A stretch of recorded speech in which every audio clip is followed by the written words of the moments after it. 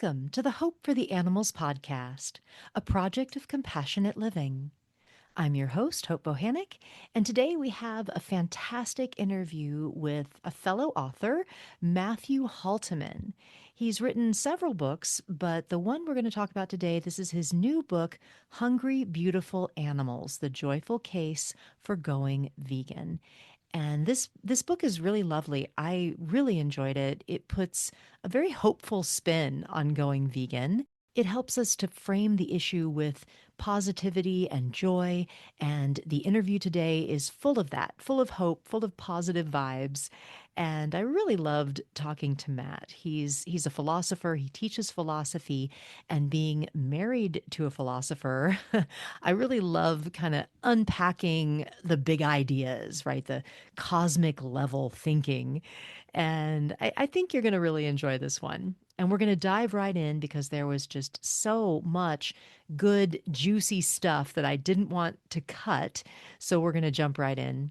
I do have just a quick announcement, and that is that our second meeting of the Ahimsa Living Circle will be on Saturday, February 8th, 10 a.m. Pacific Time, 1 p.m. Eastern Time. The Ahimsa Living Circle is a virtual community hosted by Kojin and I for folks that are drawn to veganism and spirituality and Jainism, the Dharma traditions, Ahimsa, the concept of Ahimsa, nonviolence as a philosophy. And the first meeting early in January was really lovely, really heartwarming to see all the people that have this paralleled curiosity about veganism and the Dharma traditions.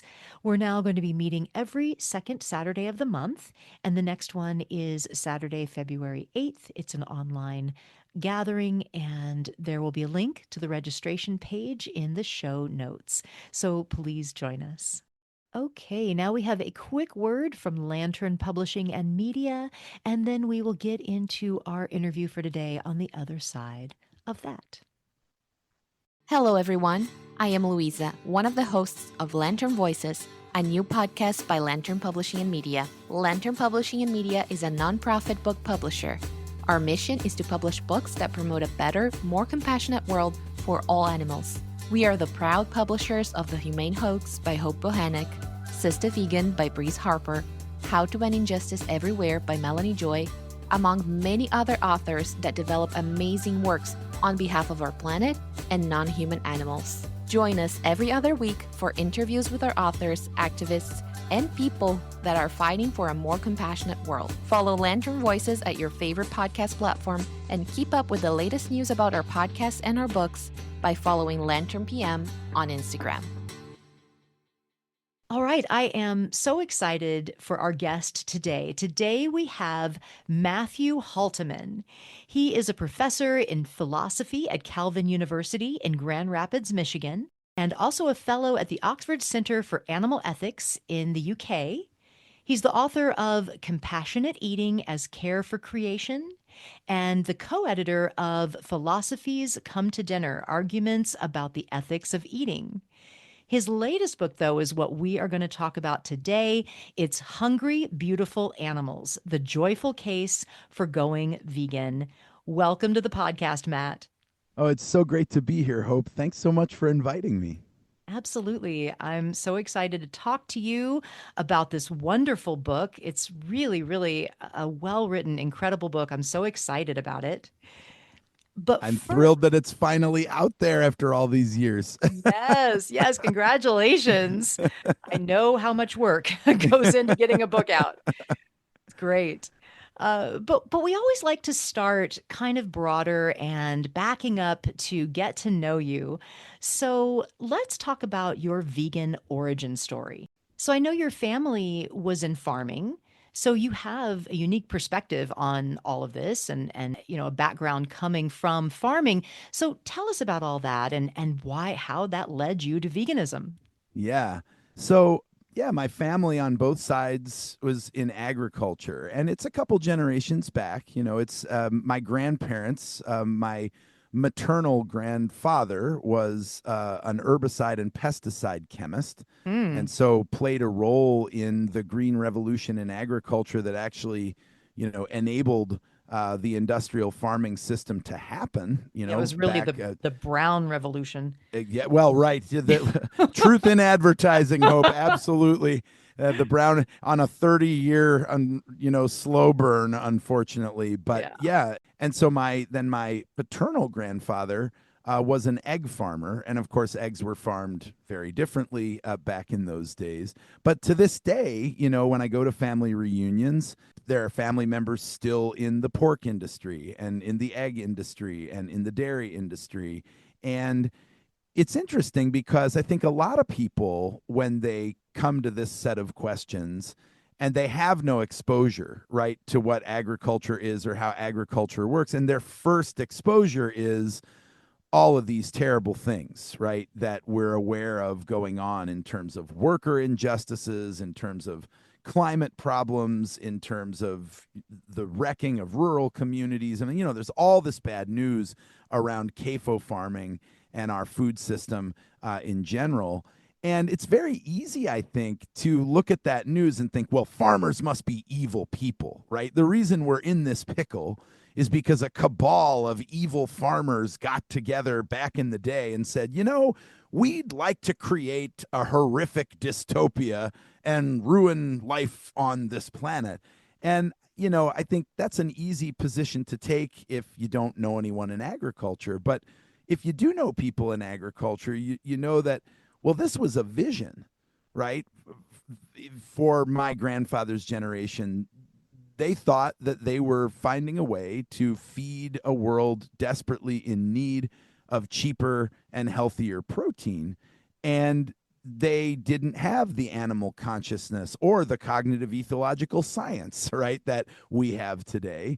And they didn't have the brand new ways of thinking theologically and spiritually about our fellow creatures, the animals. And they didn't have the science and technology that we have now for feeding ourselves in other ways. And so, And as we knowing what kind of damage they were doing or impact they were exactly, having. Yeah. exactly, as they say, right, the road to hell is paved with good Good intentions. intentions. Yeah. And I think, so part of why I'm so passionate about these issues is that I'm proud that members of my family once upon a time said, you know what, we want to make the world a better place.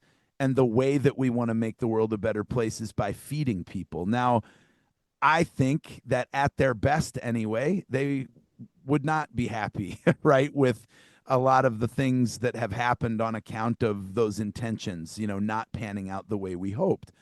But for that very reason, I want to be a part of the solution to these problems, right? I want to be a part of the paths we find to feed ourselves while also, right, doing this inner soil amendment that going vegan allows us to do, right? To pull together these different aspects of who we are in these fascinating ways where instead of having to live a life of cognitive dissonance and emotional incoherence, loving our dogs, eating the pigs, denying all these terrible things that are happening to our rural communities, to the environment at large, to the climate and the destabilization happening there. Going vegan and transforming our food system accordingly is, at least from my point of view, a joy aggregator and a way to set us back onto a path of truth, beauty, and goodness in the way that we feed ourselves, rather than the very extractive, instrumentalizing, abusive, and cruel system that we ended up with in the Yeah. wake of the green/brown revolution in Yeah. Yeah. agriculture. Yeah. Vegans are often portrayed as being against farmers. And it's interesting that you kind of presented this perspective of, oh, we as vegans, and it's only really vegans or people that are aware or wake up to the challenges and problems that you mentioned. I think it's only one perspective that says, oh, these people have created this horrible thing. Most people, I think, really look at farmers very favorably and romantically. Mm-hmm, mm-hmm. We have this romanticization around the farmer. And so vegans often get seen as being against farmers, and that's a negative, another stereotype that Mm, is mm-hmm. put on vegans as being very negative, that we're against farmers. But we're not. Vegans, we eat a lot. We love to eat. We eat a We lot of do. plants. It's not like we're not eating. So we need farmers. We love farmers. We just want people to transition, the farmers to transition to plant farming, just not Yes. hurting animals. What we're against is cruelty to animals. We're not against farmers, right? Mm-hmm. Mm-hmm. Yeah. And yeah, and I would say too, I mean, the beauty of going vegan, and this is something I talk about a lot in Hungry Beautiful Animals, is that when we care about other animals, we get at the same time in advocating for a transformed food system in view of that, we also will get a food system that's hopefully vastly kinder to the human workforce that Yes. is doing this food. And we're also going to get a system that is vastly kinder to human beings who live in the global south and other places, right? Where Yeah. this system of food apartheid that we've built, where the richest people get access to all these products that create these horrific externalities. And then folks who don't have the infrastructure or, frankly, the blame, right, for causing these problems is suddenly, right, strapped with all the consequences.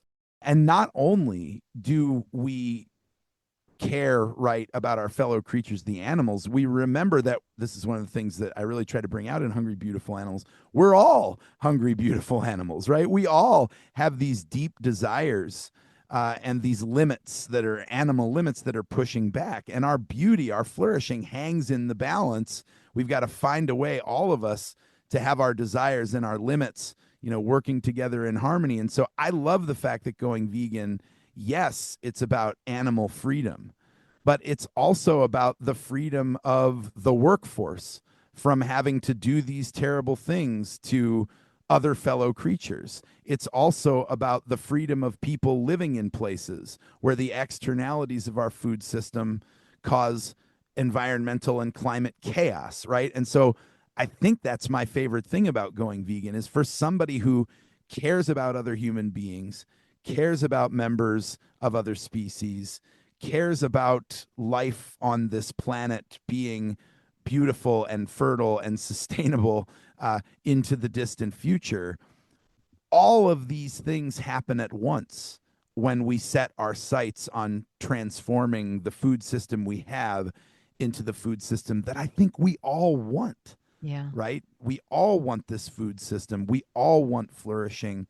We all want, through love of neighbor and care of the world around us, a sustainable, beautiful situation where all of us get to flourish. Yeah. Well, let's get into your book, this new book called Hungry Beautiful Animals: A Joyful Case for Going Vegan.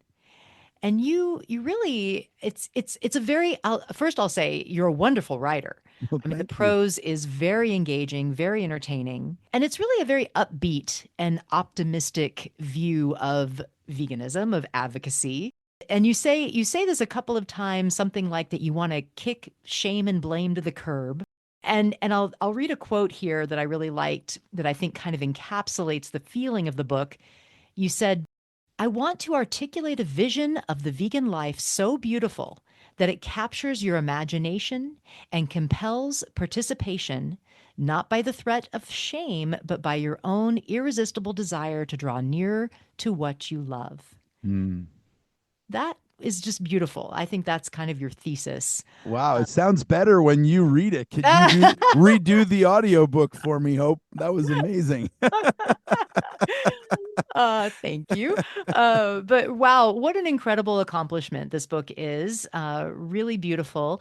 So tell me, maybe why you wanted to write the book, what compelled you to write the book, who's it for? Well, tell us about the book. Yeah, well, thank you so much for that love. I mean, what a that you picked a quote that I'm very very proud of. There are some things, passages start to feel a little like children, and that's one that I go back to a lot too because I was really thrilled with the way that it came out. Sometimes you find the words for what you want to say, and other times you fail, and that was one of the times I feel like I said what I really hoped to say.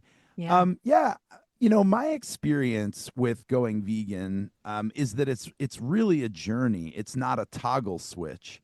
And at least early on for me, and I know it's different for everyone, but I think I initially started to come at these things from a place of scarcity and a focus on suffering and a feeling of shame about my personal involvement in that suffering, right? And I think that at least initially, that really shaped the way that I engaged the broader community, right? As a professor teaching these things in the classroom, as a family member, trying to get family members and friends, intrigued by these matters. I think I led, as a lot of folks in our movement are inclined to do, with look at all these terrible things that are happening. We need to change. We need to change yesterday.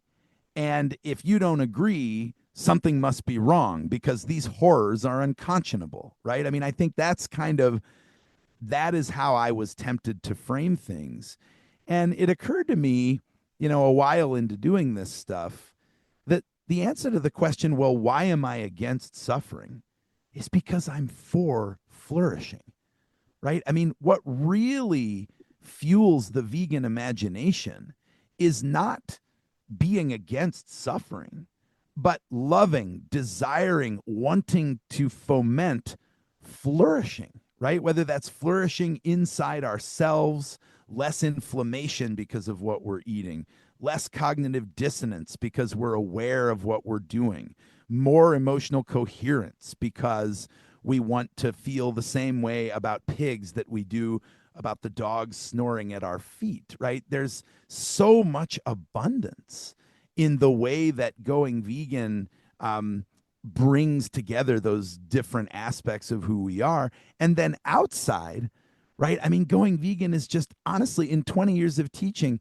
it's the biggest abundance aggregator I've ever come across, right? I mean, if you, from the soil to the stratosphere, I cannot think of one human action that does more across the board, right, outside of our bodies in the world at large to make the world a better place. Yeah. I started thinking, well, man, why aren't we leading with that? Right? I mean, like, that is amazing. It's like, here is a practice. You're already eating, right? At 3, 4, if you're like me, Hope, 5, 6, 7 times a day, right? Eating is something I really love to do. So here's this thing you're already doing. And if you make this little tweak, then all these things in your inner life will start to resonate in a different way. And you can show up for the world in a way that lives so deeply into all these values that you already hold dear.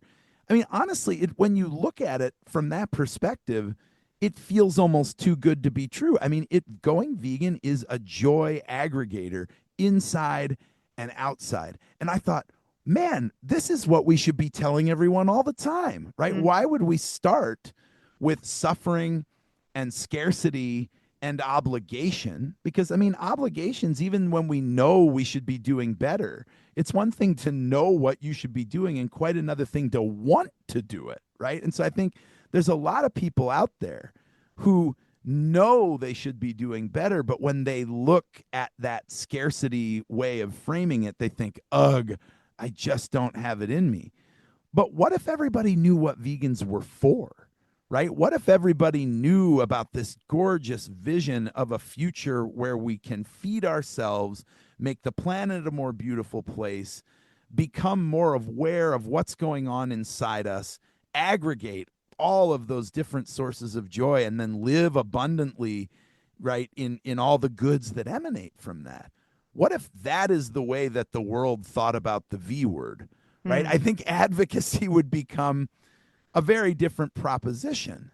Yeah. And that is what I hope for, right? In writing this book, I wanted to write something that would feel like a whole pile of good news, right? And I don't want to turn my eye away from the things that are bad, because there's a lot of them, and I think we need to be clear-eyed about that. But once we realize that and take that on board, the vast majority of what going vegan is like in one's life on a daily basis is pure joy aggregation.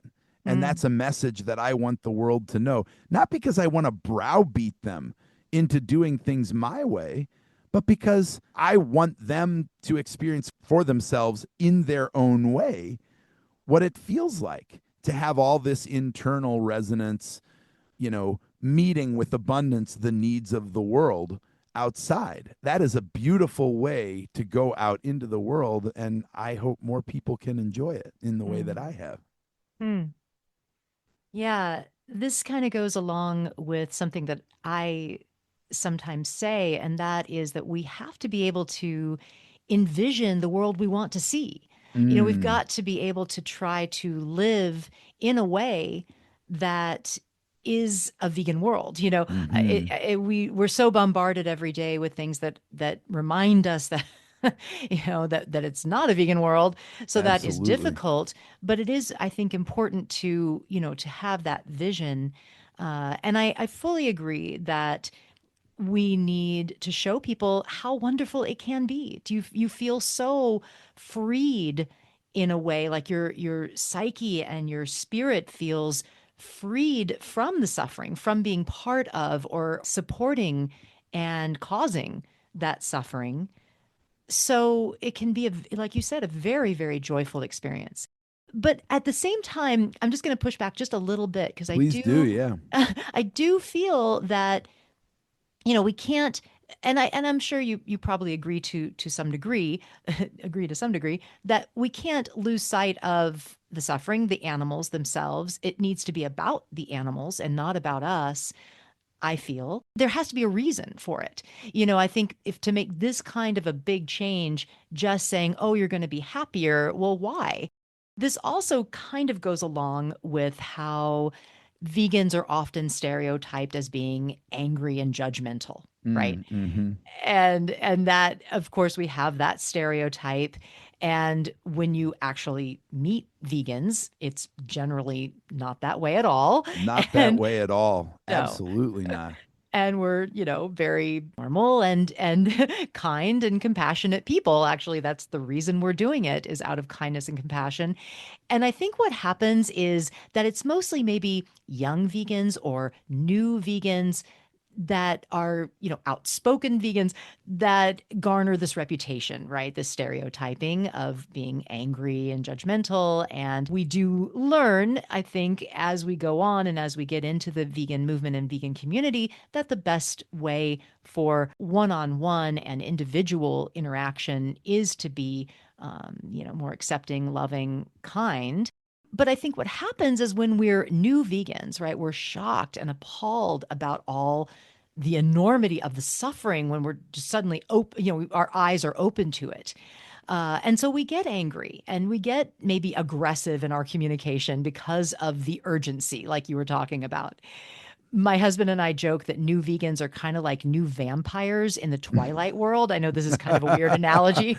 Oh, I love the weird, and that's your students resonate much more with the weird analogies. Make it memorable, you Yeah, know. right. Exactly. Exactly. But so if you're familiar with the Twilight world, the Of books and course. movies, yeah, so the new vampires are kind of out of control and they have more strength and they do more damage than like a seasoned vampire, right? So Mm-hmm. it's kind of the same way with vegans, right? But as a movement, I think we've come to realize, a gentler approach is more effective.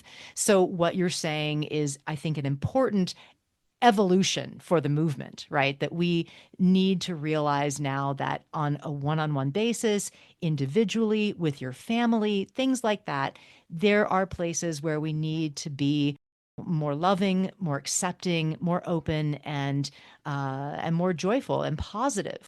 But I also do feel that there is a place for telling the animal stories, and maybe that's in a more brochures and protest and larger, not one-on-one, right? Not blaming the individual, but exposing the system. So there's a lot of nuance and it's tactics and strategy and all that. But I think we need it all, right? We need I, it all. We need to show the animal suffering in a strategic way and in the right place and time, but then also have that perception of joy and positivity in other situations. So anyway, just had a lot to Absolutely. say And about that. actually, no, I'm so glad you said it because I that's completely in resonance with the outlook I'm trying to take. I mean, one of the key ideas in the book is that our interior joy will be at its utmost when we're doing what we feel called to do. And I love the idea that transformation calls for many feet traveling many different paths. One of my favorite theorists of advocacy and social change is Adrienne Marie Brown, and she's written a book called Emergent Strategy that I recommend it to everyone. I'm kind of a broken record on this because I've learned so much from it, but she describes the messy beauty of transformation when she says that until we can get our heads around the idea that social transformation toward the world we want to see is going to require many, many feet traveling many, many paths simultaneously, we're not going to be able to do this work. And so I think, right, that joyful narrative that I was talking about is going to play out differently for every activist. So I agree with you 100%. And I think there are going to be some vegans for whom resonating with the suffering of other creatures is what makes their heart sing, Yeah. right? Not that the other creatures are suffering, but that there is a witness to this suffering. So I think about one of the most powerful advocates for animals whose work inspires me to no end is Joanne MacArthur, right, from the We Animals Project. And it's just incredible where that camera finds the expressions on these creatures' faces, the places that I'm taken, the ability to see the individual instead of just the abject systemic suffering. I mean, that one could say is a focus on suffering, but I would argue that it comes out of a joyful orientation, right? Because we want a world where animals aren't just a sea of abject sufferers, but unique individuals who have these amazing capacities to flourish. Yeah. Good We point. need photojournalists to go in and show us their lives as individuals, right? And then there are other people. Another of my favorite photographers in the movement, I think the photographers in our movement are such incredible people. Another of my favorites is Isa Leshko, who has this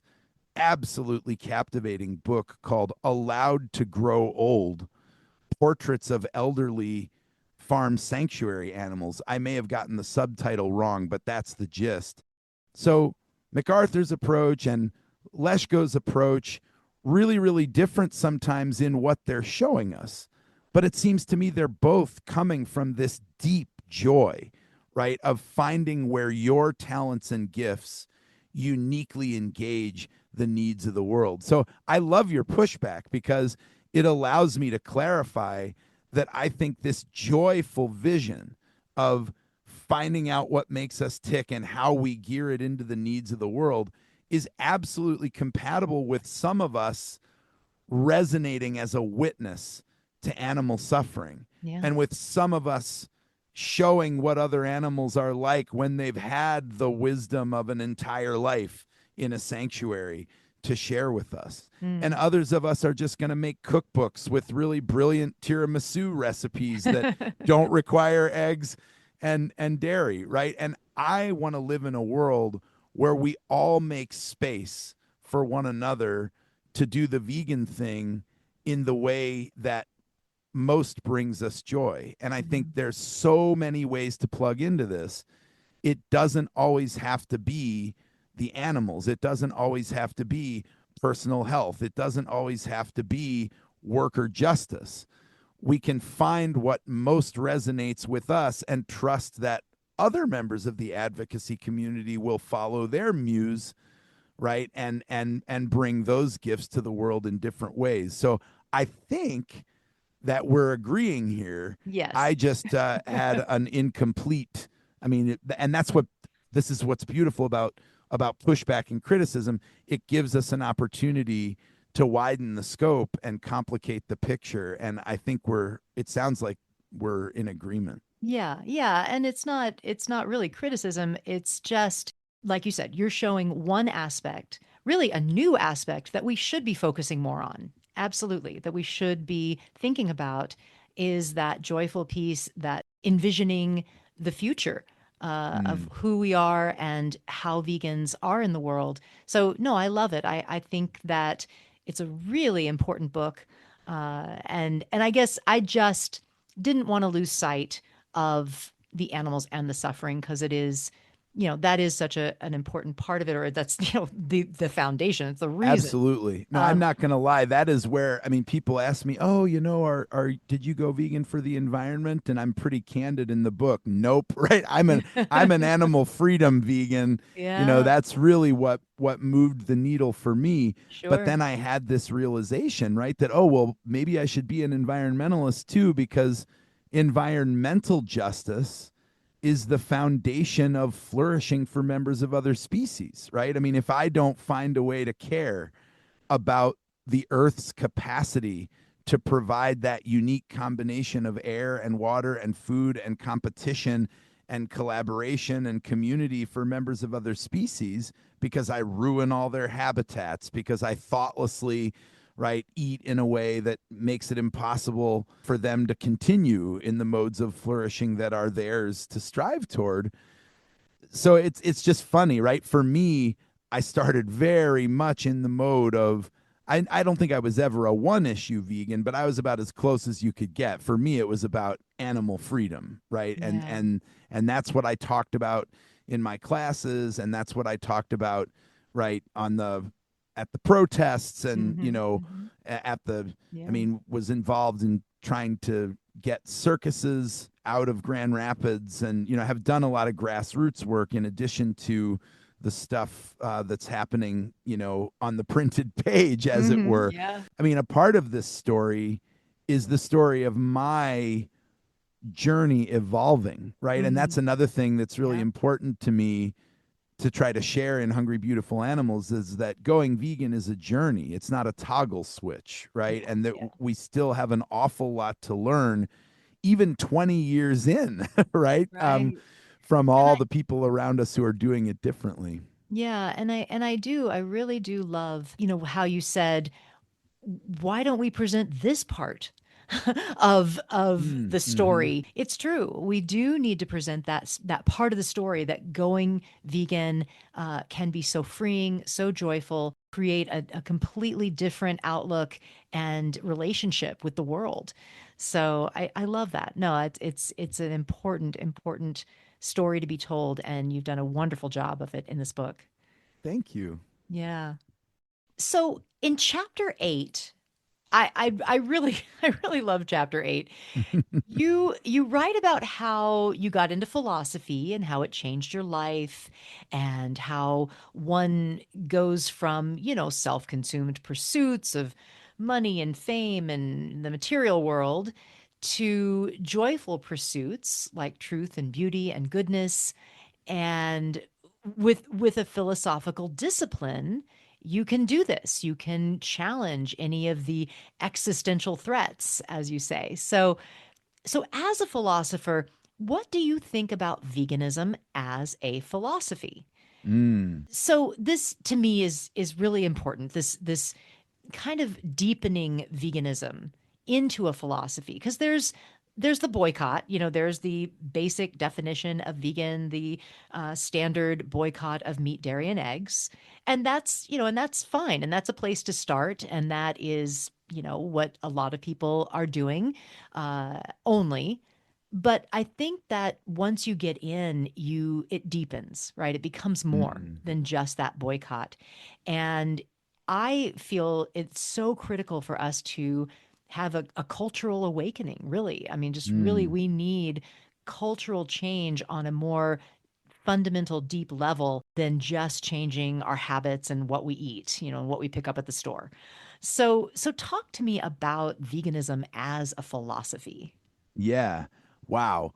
This is a wonderful question. A philosopher will be licking his chops for this one because yeah, it's such an incredible time to be thinking about these issues in the discipline of philosophy. There are so many amazing perspectives to engage, and so I have to start just by encouraging your listeners to increase their libraries, right, with some of the amazing stuff that's out there right now. And really, I mean, one of the most beautiful things about the field at the moment is you can choose from a wide variety of different and sometimes even, perspectives that are in deep tension, but still arguing, right, that broader social transformation toward a vegan world is what we need. And so, you always hear about Peter Singer's Animal Liberation, Tom Reagan's books, Empty Cages, and stuff. And those are terrific. But right now is a very exciting time because we have, well, just last week, the 35th anniversary of Carol J. Adams' amazing classic, The Sexual Politics of Meat, which Yeah. is coming from an eco-feminist perspective on these issues and showing up some of the problems with stopping at a so-called animal rights or a consequentialist focus on suffering. And then it's an amazing time to be interested in Black vegan studies. Two of the most incredible people writing at the moment, for me at least. And if you read Hungry Beautiful Animals, you saw how important they were to my journey. Afco and Silco, their book Afroism, looking at some of the connections between animalization and racialization, and the intertwined histories of those forms of oppression. We've got people, right, who are looking at this stuff from indigenous perspectives, and people who are looking at this stuff from the standpoint of capabilities, and people who are looking at this stuff from the standpoint of moral psychology. I mean, it is just an incredible time to be a vegan, thinking about these things through the lens, right, of academic philosophy. Mm. But academic philosophy aside, I mean, I think my favorite thing about the intersection of going vegan and philosophy, I mean, when you think about philosophy more broadly outside academic philosophy as the lived pursuit of wisdom in our daily affairs, right? Through the practice of exercises that move us incrementally in the direction of the world we envision and hope to see. That is the way philosophy was pitched to me, right? I know a lot of people come into it and they're thinking, well, this is a bunch of people sinking back into the armchair, wondering whether the chair is really there, if it's just particles arranged chair-wise, right? And I get it, that academic philosophy can be a little abstruse. But in the ancient world, philosophy was all about, right, living the good life. And what I love about going vegan is really the V word in Hungry Beautiful Animals. It's just a scope extension, right? It's just a way of striving to live the good life that sees that there are other elements of the good life that we've been missing. But really, it's just the same old kindergarten ethics that we grew up with, right? And that's, I think, what I'm most excited about for this moment in in the vegan discourse. You don't need to have a really abstruse, strange, counterintuitive, countercultural philosophy or theory in order to see that moving in this direction is liberating. And even though there's a lot of really exciting books to read in academic philosophy that can deepen our understanding of what it means to go vegan from all these different theoretical perspectives and how they work themselves out on the ground, it's also possible in this broader sense of philosophy, the lived pursuit of wisdom in our everyday affairs, to go deep into the realization of this, what I call in the book kindergarten ethics, right? These really basic values. We want to be fair, we want to be compassionate, we want to be authentic, we want to be the people we say we are, we want to have curiosity guiding our lives rather than this kind of defensive skepticism. of everything. Even though there's a place, right, for skepticism, ultimately we want our curiosity to be in the driver's seat so that we can learn new things and so that we can welcome the stranger and figure out what we have to learn. So, I mean, this is a complex answer, but it was such a beautiful question. You know, vegan as a philosophy is wonderful because whether you're just doing it from within that sort of existential approach where kindergarten ethics are really all you need, or whether you want to go much deeper into what consequentialism and deontology and black vegan studies and ecofeminism have to offer, it's a beautiful engagement. It's just rich, right? It's just a Mm. really rich field right now, whether you're talking about life on the ground as a vegan or whether you're talking about, really getting into the theoretical underpinnings in all these different approach to ethics, rich in both of those registers. Yeah.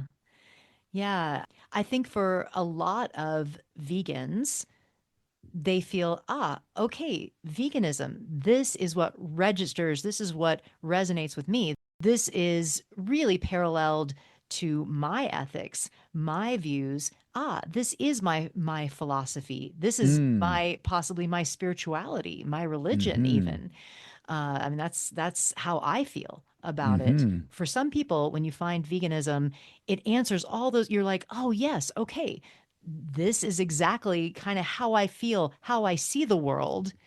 And it's packaged in this wonderful label of vegan.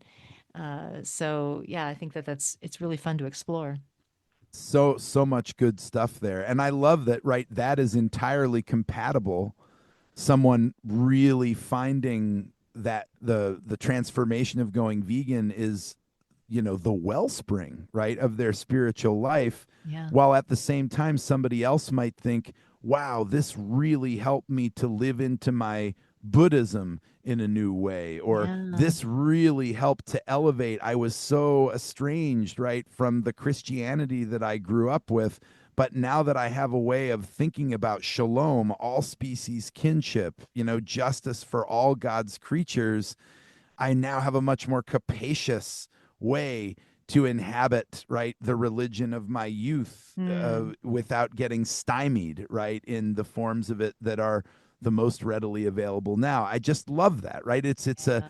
It's a leavening possibility, whether it is the wellspring of your spirituality or something that you've discovered elevates parts of the way you've always done things in ways that allow you to continue to do it with authenticity, right? And Yeah. it's just, and that's why, right, the whole point of the third part of Hungry Beautiful Animals is helping people to realize that they get to live this out in the way that brings them alive, that there is no one size fits all, that going vegan is something that for each and every person is going to elevate and animate their experience in different ways. And that means sometimes in the movement, there's going to be some friction, but I think that's okay because, iron sharpens iron, and we all have different ways of trying to reach the same ends. And yeah, no matter what I do, I always come back to Adrienne Marie Brown's notion, right, of the messy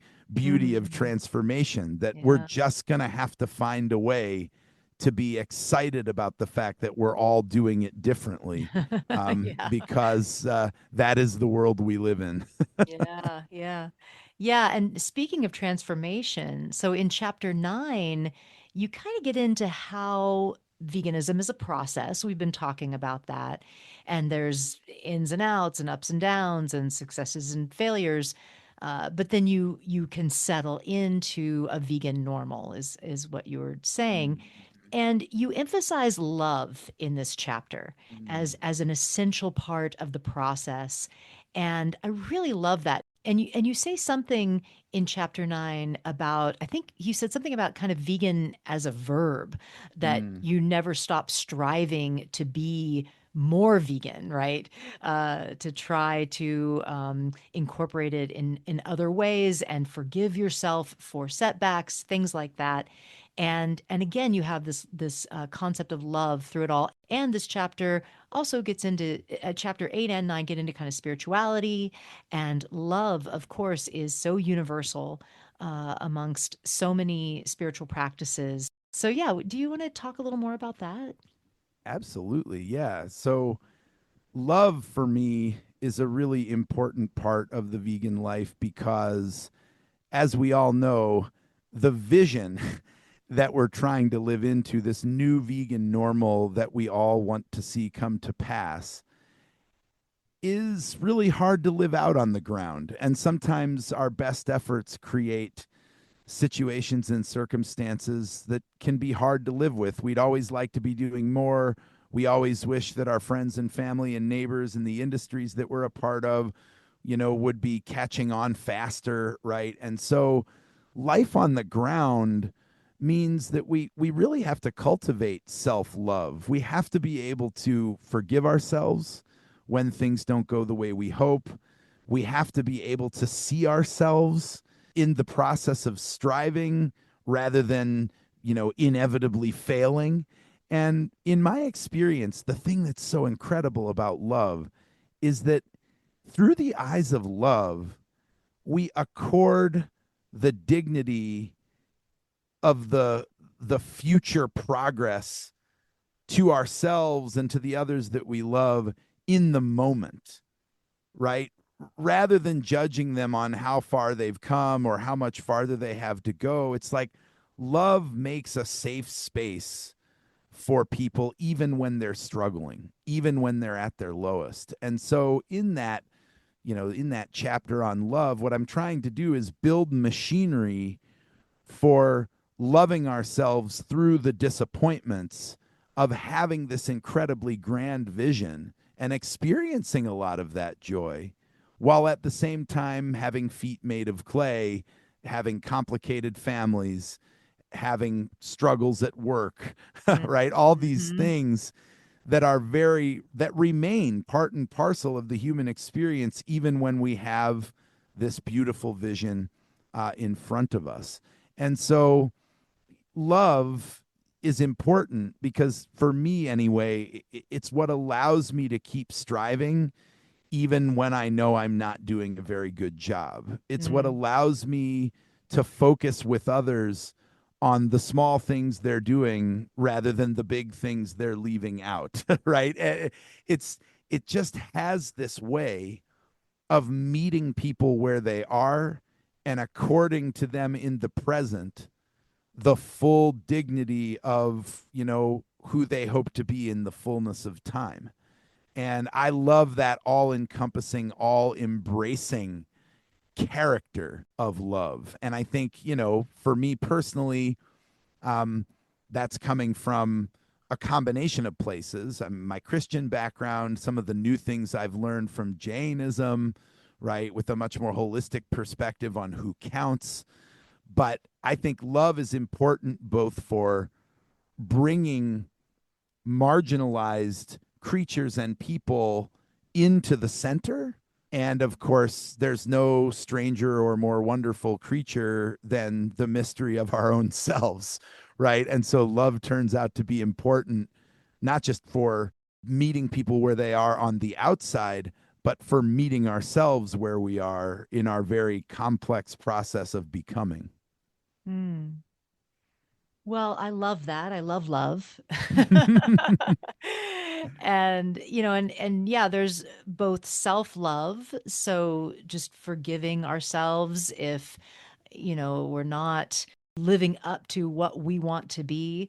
It's a very, like you said, it is a difficult world and process, and everything in this world that exists is against being vegan. The world does not make it easy for us. So, that is something that is a challenge that you have to overcome, and you have to find ways to make it easy and to do, shift and do different things. But there's also, I think, What I was thinking about in this chapter when I was reading about love is having love for others that aren't living up to your expectations. Mm-hmm. Yeah, sometimes we can think, especially when we've been vegan for a while, we can think, well, why can't you be vegan? I mean, it's so easy. Come on, it's basic, Mm. right? But then I think about something that I've been striving to do, which is living without plastic for Mm-hmm. many years. And it is so challenging. And I still have not eliminated all plastic from my life. So I need to have sympathy and empathy and love for someone else who is on their journey. And it's possibly just as hard for them to eliminate animal products as it is for me to eliminate plastics, right? So we're all on a journey. We're all trying to do better.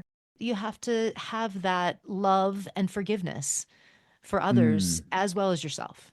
Absolutely. I love that I mean, forgiveness is so important, right? I mean, and it comes with love, but it's a separate thing, right? It's something that happens when we're in a space to let go of things that when there isn't enough love in our life, we really don't have the resources or the capacity to let go of, right? Mm. And so that's a really important addition to the conversation. And again, the better we get at forgiving ourselves of the shortcomings that we inevitably experience in our efforts to live out these values, I think the more generous and graceful we become with our fellow human beings.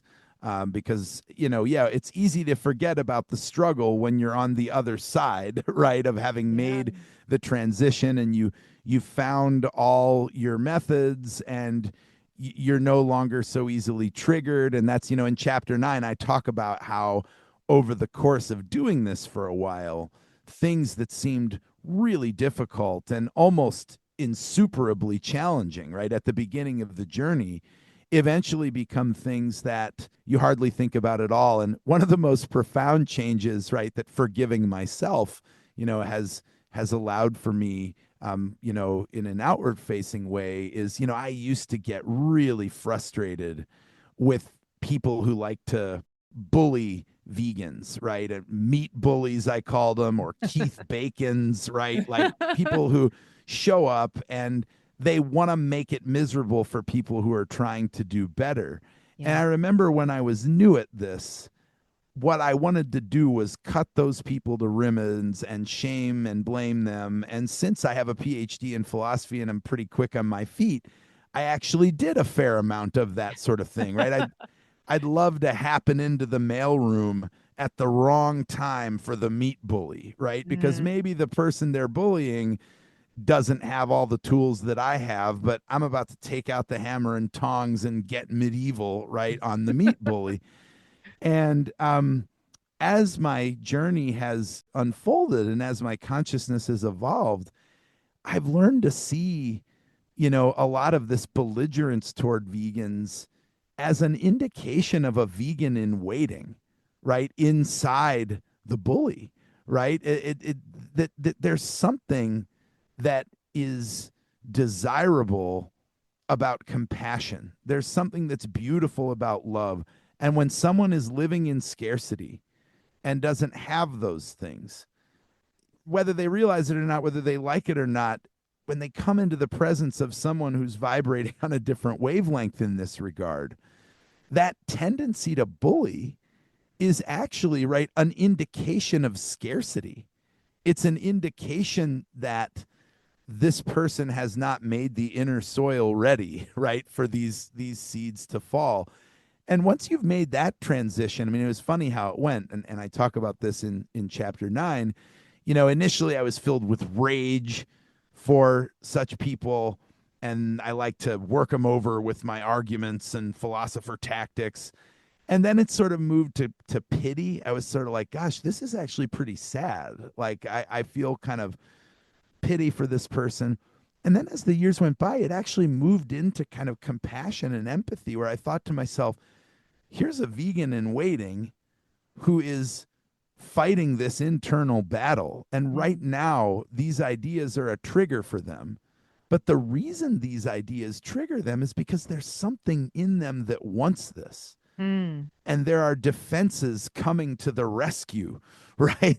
And that's what generates the bullying. And so once you move into that sort of frame, that's when you know that love and forgiveness are really on the scene, because here's a person who means to harm you, and your disposition toward them is, how can I be a leavening agent? How can I respond, right, in this situation in a way that, instead of forcing you to double down on your defenses, might open you to curiosity, right, about why this is triggering for you, right? And I tell my students all the time, defensiveness and the kinds of behaviors that spring from it are actually tells for transformations yet to unfold.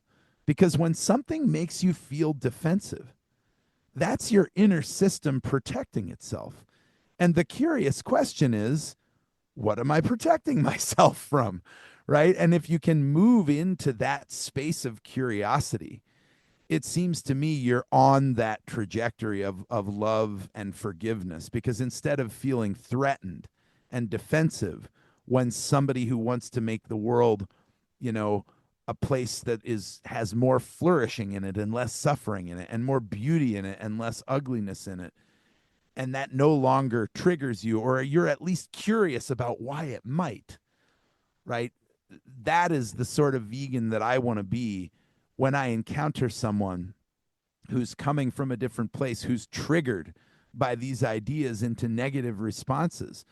Well, then I want to show up even more so in love, because clearly this is a person who needs a safe space to get curious. Mm. And if I double, triple down, if I return fire with anger and scarcity, then I'm going to make it harder for that inner vegan in waiting, right? I'm going to make it harder for them. I'm going to delay their process.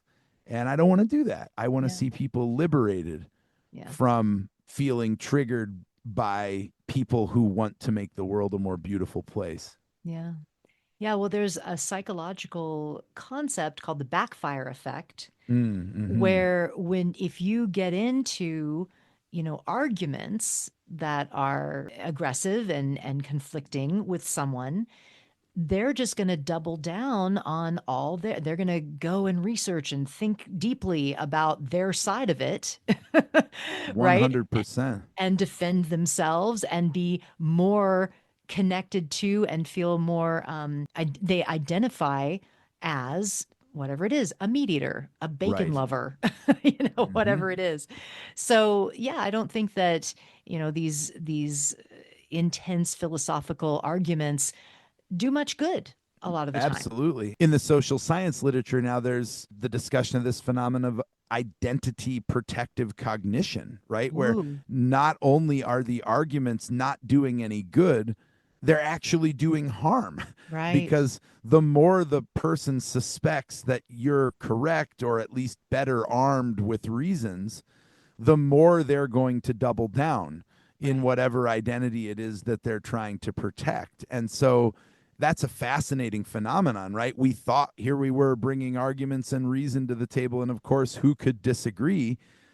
But actually, counterintuitively, it's perfectly rational to respond to someone who's attacking what you believe to be your foundational identity with evidence that could dislodge you from that identity, right? I Right. mean, what we all need first is, social safety, and the people in charge of our communities, you know, wanting us to stay a part of the group. I mean, that's kind of our evolutionary inheritance here, is wanting to have that comfort and that security Yeah. in whatever group, right, our identity inheres. And Yeah, so, and I think yeah. that's a lot of reason why people get deeply involved in conspiracy theories and Mm, like the flat earthers and mm-hmm. stuff like that, because you feel very identified with a group, right? Yes. So yeah, we need to be careful of all that, and I believe strongly that private messaging is so important. So if just with online, Oh, yes. Mm. discourse and conflict and all of that, if there's someone I don't think that this is really for the, bacon, people, Right. not necessarily. I would just ignore them. But, don't give them the fuel like that we were just talking about to, dig in deeper to their identity. But if someone is, genuinely kind of asking questions and saying, hey, no, no, farmers are great and animal farming's important or whatever, in, some kind of they seem like a person that you could have a conversation with, Mm-hmm. send them a private message. Mm-hmm. And it can change the dynamic so much. I have had that happen over and over where I see some, on a vegan comment thread that someone's being kind of attacked, the vegans Mm. attacking someone for kind of pushing back and and asking questions or having an identity as a meat eater in a common rational way, but they're kind of getting bullied by vegans, right? Like, I'll private message them and say, hey, it's great that you're buying organic dairy. I really appreciate that. It's good that you care, but let me tell you the reality, in some way. And I have had such great conversations once it's not public anymore. Right. Yeah. Once we're just in a private space and they're not feeling like, being that they're being attacked, that they don't feel that they have to defend themselves publicly or defend their identity.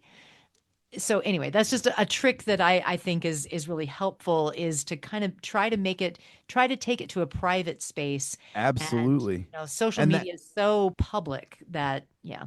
I think that's exactly right. In a conversation, it's much easier to be curious because your curiosity doesn't translate publicly into failing to be the identitarian I'm supposed to be, or Right. failing to advance the brand that I'm here to try to sell, Yeah. right? Whereas in a personal conversation, there's a safety and there's also a level of respect, right? If somebody takes the time to contact you where nobody else is looking, well, that means they care about you. But online, there might be any number of other infelicitous reasons, right? Yeah.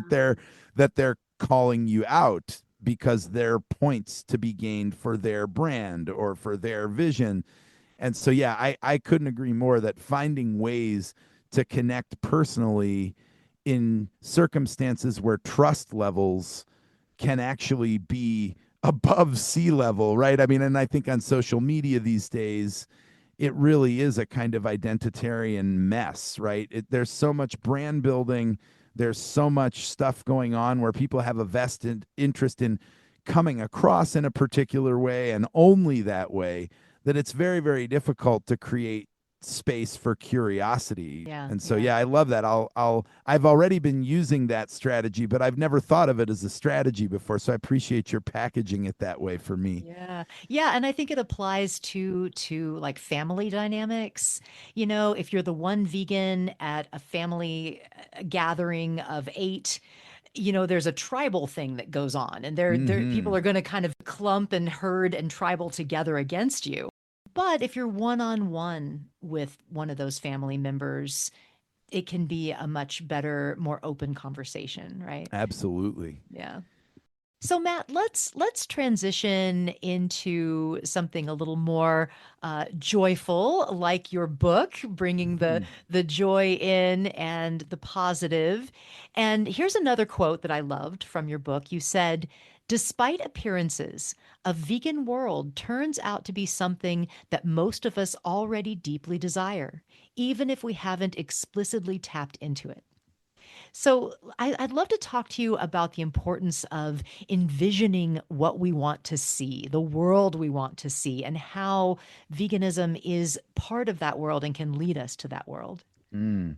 Yeah, this one's pretty straightforward, right? I mean, when we want to be well, it's pretty hard to do that without a goal, right? So when we just think about our average everyday lives, to drag yourself out of bed in the morning, it usually takes a little something on the to-do list, right? To get us up and get some coffee in there and move us in the direction of what we're trying to do. And I think at the level of our vision of flourishing, like, okay, not just what's on my work to-do list today or what's on my advocacy to-do list today, But when we think about, well, what does it mean to live a good life, which I think is among the most foundational questions, that philosophers ask, it helps to have a vision, right? It helps to have a goal. And I think it also helps to realize in advance that there are going to be some pretty big differences between the grand vision, right? And what little old us, with our limited understanding and our proneness to error, right, are going to be able to carry out. But I never think that we should let our smallness prevent us from thinking on a grand scale about what we desire at the deepest levels, right? Because the fact that we can't get it, or at least that we can't get it now or quickly, doesn't mean that we can't get very excited about what's possible if we start moving in that direction. And so I think it's really important to hold out a vision of a truthful and beautiful and good way of being in the world that kind of puts wind in our sails and that fuels our fire. I don't know how many metaphors I need here, but we need something to aspire to, right? Yeah. Because going vegan is an aspiration. When we think about the life we'd like to have, you know, what does that vision look like? It's much easier to find tools. I call them in the book spiritual exercises in the tradition of Hellenistic philosophy and ancient philosophy generally, right? These repetitive daily practices that remind us of our finitude, but through the exercise in the day to day actually propels us toward, right, incremental progress toward that broader vision. The vision can be a massive catalyst for generating energy, right? Even if we never managed fully to instantiate it in our daily lives, and we won't, the fact that we're ruminating on where we want to go and what tools we can use to make that incremental progress, at least for me, that's a big part of how I manage to get up and get that cup of coffee and get this show on the road, because there's a world that I'm aspiring to live toward, and that really